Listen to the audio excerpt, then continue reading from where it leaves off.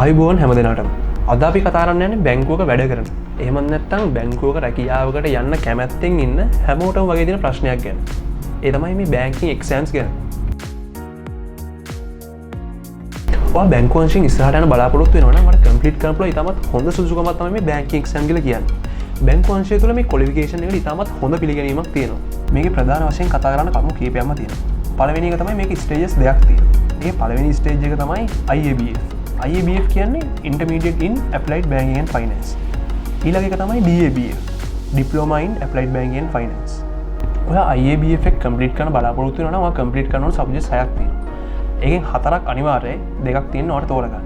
DABF එක ගත්තොත් ඒකෙනුත් 4ක් තියෙන අනිවාර්ය සබ්ජෙක්ට්ස් තමයි. ඒකෙන් 3ක් තියෙනවා ඔයාලට කැමති එකක් තෝරගන්න. මේකේ තමයි විශේෂයෙන්ම දැනගන්න ඕන කාරණයක් තියෙනවා. මේ බැංකින් එක්සෑම් වලදී මේක ඔයාලට රැකියාවේ ඉහළ තනතුරු වලට යන්න තියෙන විශේෂ සුදුසුකමක් විතරයි. ඔයාලට මේකට යන කොස්ට් එක ගැන කතා කරොත් ඔයාලට මේකේ මෙම්බර්ෂිප් එක ගන්න රුපියල් 4500ක වගේ මුදලක් ගෙවන්න වෙනවා. ඒ වගේම ඇනුවල් සබ්ස්ක්‍රිප්ෂන් ෆී එක විදියට 2500ක මුදලක් ගෙවන්න වෙනවා. IABF එකේ එක සබ්ජෙක්ට් එකකට සබ්ජෙක්ට් එකේ ෆී එක විදියට රුපියල් 7200ක් වගේ ගෙවන්න වෙනවා.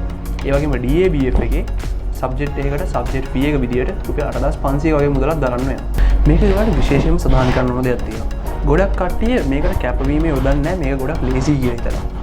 එහෙම කරන්න එපා. මොකද මේක ඔයා කැපවීමෙන් කරන තරමට ඔයාලට මේකෙන් ගන්න තියෙන වාසි වැඩි. මේක ඇත්ත වශයෙන්ම කිව්වොත් අවුරුද්දක් වගේ කෙටි කාලයකදී කම්ප්ලීට් කරන්න පුළුවන් එක්සෑම් එක. ඒ නිසා ඔයා මේක කැපවීමෙන් කරොත් තමයි ඔයාලට සාර්ථක ප්‍රතිඵල ලබා ගන්න පුළුවන් වෙන්නේ. මේක ගැන වගකීම දරන ප්‍රධානම ආයතනය තමයි IBSL. එහෙම නැත්නම් Institute of Bankers of Sri Lanka කියන ආයතනය. මේකේ ෆුල් ටයිම් වගේම පාර්ට් ටයිම් කෝස් එක පැවැත්වෙනවා. මාස 6න් 6ට තමයි එක්සෑම් පැවැත්වෙන්නේ. ඒප්‍රිල් හරි ඔක්තෝබර් හරි තමයි මේ එක්සෑම් පැවැත්වෙන මාස වෙන්නේ. ඔයාට මේක ගැන සරලව කියන්න තියෙන්නේ මේ ටික තමයි.